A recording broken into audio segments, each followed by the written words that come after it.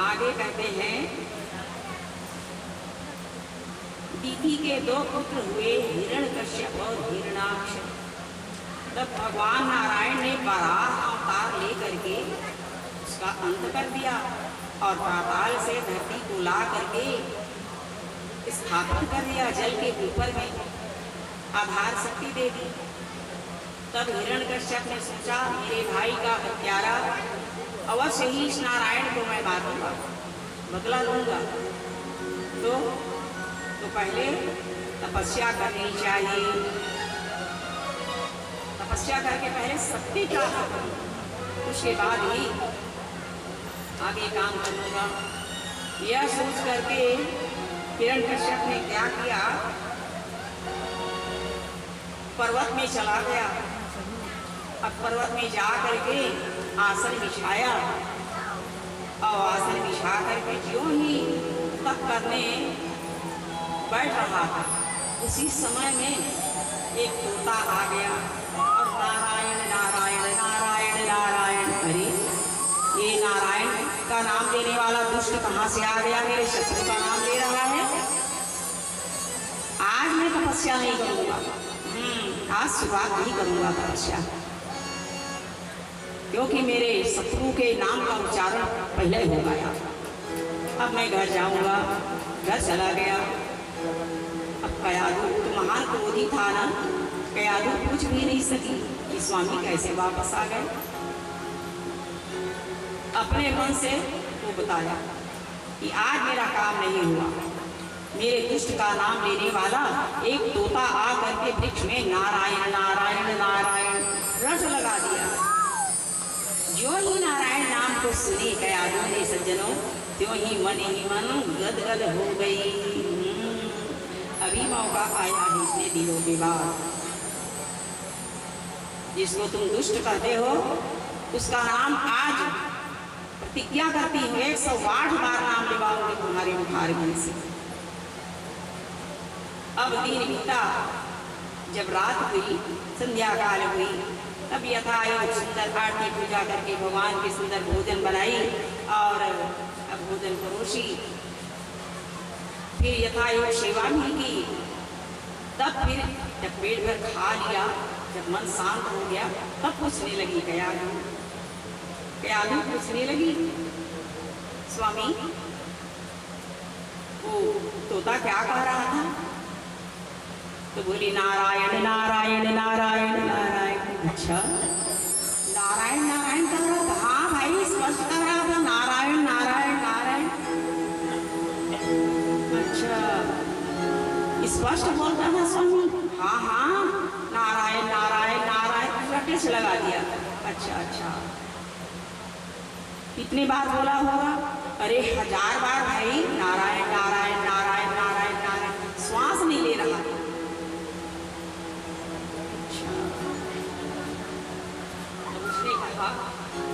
और स्पष्ट बोलता था? हाँ भाई, नारायण नारायण नारायण नारायण। कयाधु ने कहा हाँ, अब 108 बार हुआ। गिन रही थी। और देख लीजिए सज्जनों, दोनों सुंदर भगवान की चर्चाएं कर रही थी कि भगवान का सहयोग देखी।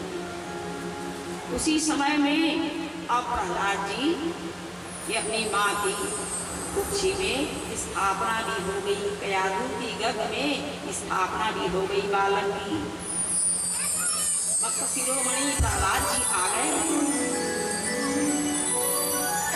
और जब गर्भ में बालक आ गया, तब फिर हिरण्यकश्यप जो है फिर तपस्या करने चला गया और दाहिने पैर के एक अंगूठे से सज्जनों, केवल एक अंगूठे से खड़े होकर के तप करने लगा। ओम नमो ब्रह्मदेवाय, ओम नमो ब्रह्मदेवाय। इस प्रकार से मंत्र बोल बोल करके ब्रह्मा जी की तपस्या की। 100 साल तक तपस्या करता रहा। 100 साल तक मंदराचल पर्वत में तपस्या करता ही रहा। पश्चात अब ब्रह्मा जी का आसन भी हिल गया। ब्रह्मा जी प्रसन्न हो गए और कहा, पुत्र उठो, पुत्र उठो उठो, तुम्हारी तपस्या सफल हो गई, सिद्ध हो गई, उठो। तो बोले, उत्तिष्ठोत्तिष्ठ भद्रं ते तपसिद्धो वसी काश्यप, वरदो हमनु प्राप्तो प्रीयतां वीक्षितो वरम्। हे कश्यप नंदन, उठो उठो उठो, तुम्हारी तपस्या सिद्ध हो गई मेरे लाल, उठो, वरदान मांगो। ब्रह्मा जी ने अपने कमंडल से दिव्य अमोघ जल का सिंचन भी किया। ज्यों ही जल सिंचन हुआ, सज्जनों, तपस्या के बीच में 9 साल की तपस्या में शरीर विषकाय हो गया था ना, विषकाय हो गया था, अस्थि पंजर मात्र बचे थे, शरीर सूख गए थे। ज्यों ही ब्रह्मा जी ने मंत्र करके जल सिंचन किया, क्यों ही तो शेर के समान हो गया और भुजा भी घुमाना शुरू कर दिया। अब इष्ट पुष्ट हो गया, करके शक्ति प्राप्त हो गई। तो उन्होंने कहा, महाराज वरदान दीजिए, यदि आप प्रसन्न हैं तो मुझे वरदान दीजिए महाराज, और ऐसा वरदान दीजिए कि आपकी सृष्टि में से कोई भी प्राणी के द्वारा मेरी मृत्यु न हो सके,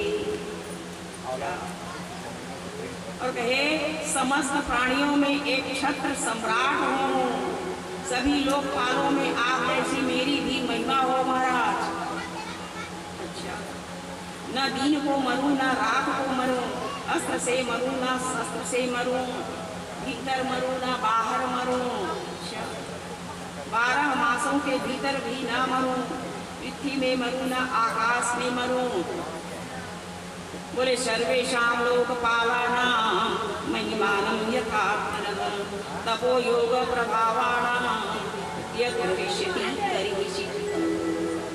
इस प्रकार से वरदान मांगा। ब्रह्मा जी ने कहा, यह कार्य तो बहुत कठिन है जी,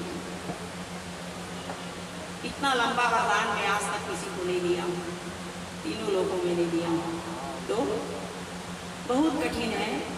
फिर भी चलो, एक पैर के अंगूठे से तुमने मेरा ध्यान किया है, इसलिए जाओ तुम्हें वरदान देता हूँ। एवमस्तु